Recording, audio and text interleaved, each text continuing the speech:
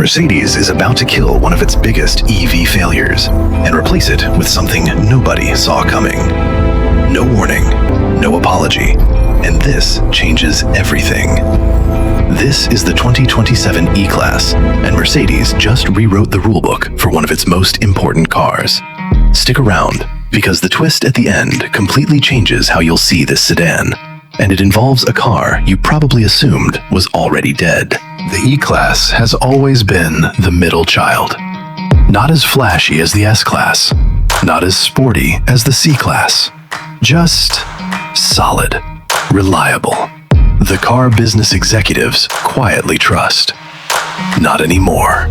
New platform, new face, new electric identity, and one failed model quietly being erased from Mercedes' entire lineup. We're breaking down the design, the tech, the power, and the secret twist hiding under this car's name. But that first shock? It's coming up right now. A few years ago, Mercedes launched the EQE, an all-electric sedan built to compete with Tesla. It flopped. Barely over 11,000 US sales in a year. The styling alienated buyers. The name confused everyone.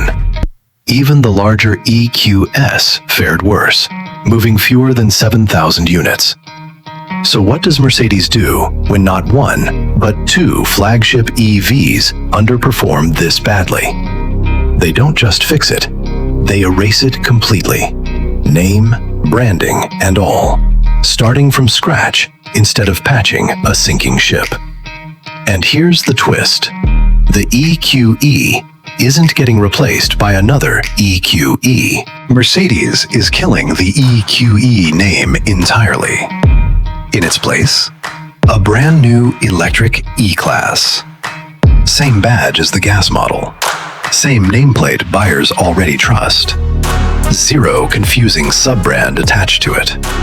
The whole EQ naming system is quietly being phased out, with EQ technology reduced to just a powertrain descriptor instead of its own identity. This is Mercedes admitting something huge. The EQ experiment didn't work, and the fix is hiding in plain sight.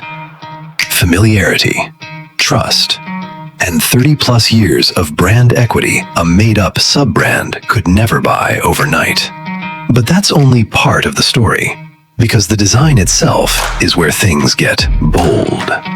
Forget the jelly bean look that sank the EQE. The new electric E-Class wears a bold new grille, a design Mercedes calls iconic E-Class 3-box, borrowing cues from the new electric GLC and the Vision iconic concept car.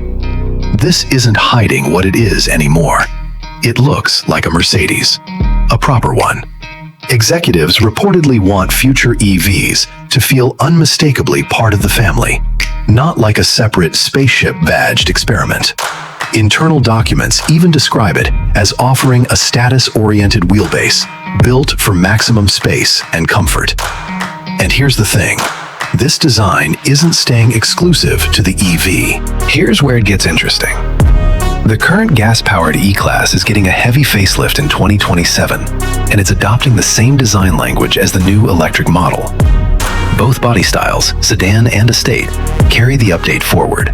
Same face, same identity, two completely different powertrains underneath.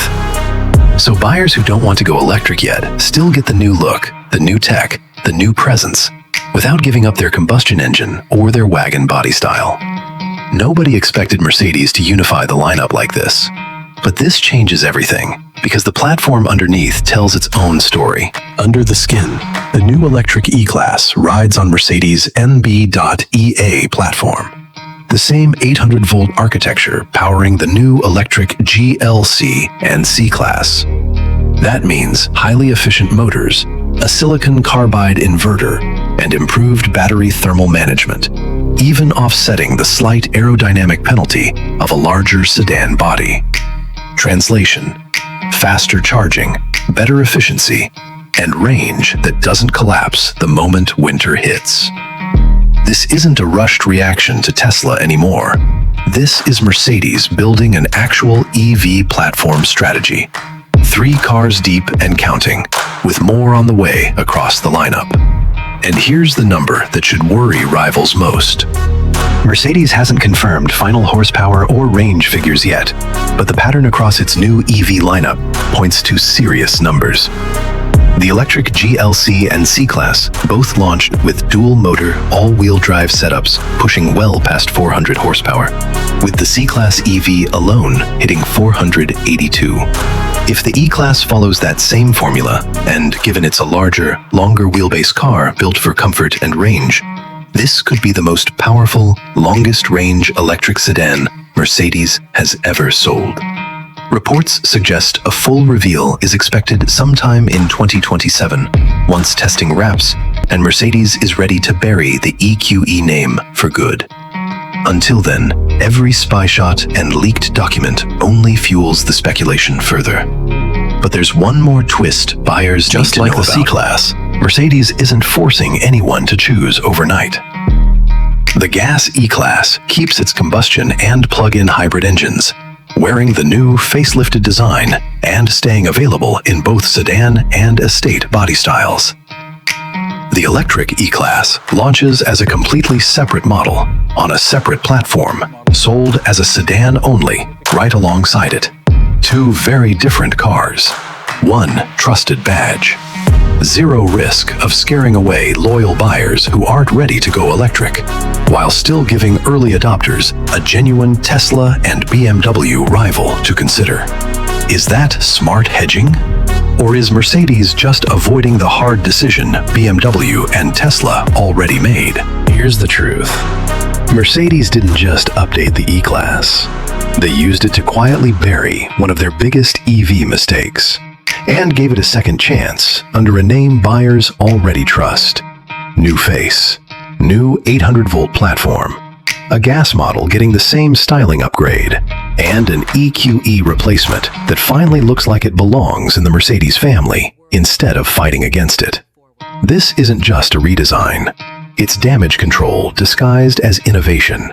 And by wrapping a failed EV in a nameplate people already love, it might just work better than anything the EQ brand ever managed. So is the new E-Class Mercedes' smartest move yet? Or proof they got the EQE wrong from day one? So here's my question for you. Would you trust Mercedes' new electric E-Class after the EQE disappointment? Or wait for the gas facelift instead and let the electric version prove itself first? Drop your answer in the comments. I read every single one. If this video gave you the real story before anyone else did, hit subscribe. Because we cover the cars shaping tomorrow, today, before the rest of the internet catches up. See you in the next one.